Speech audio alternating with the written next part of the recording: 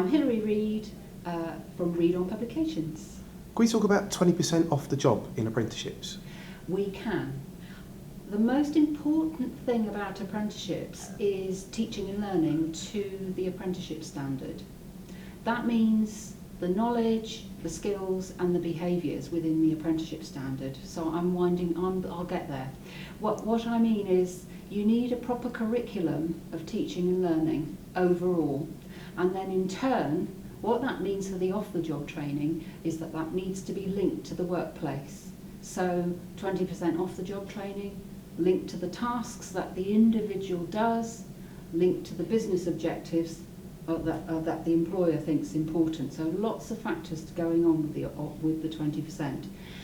Where it happens, big arguments about this, doesn't have to happen face-to-face. Of course you can have a blended approach.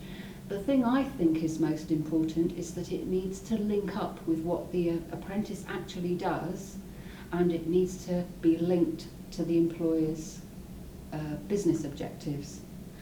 So you need an overall curriculum linked to the knowledge, skills and behaviours to make sure that the learner or the apprentice is actually making progress.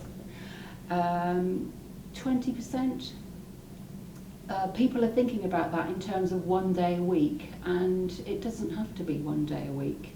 It can take place at the apprentice's place of work, and it can take place in the training room. What doesn't count as 20% is if the learners, let's say in a call centre perhaps, taking calls, and then in between taking calls they're doing an e-learning package.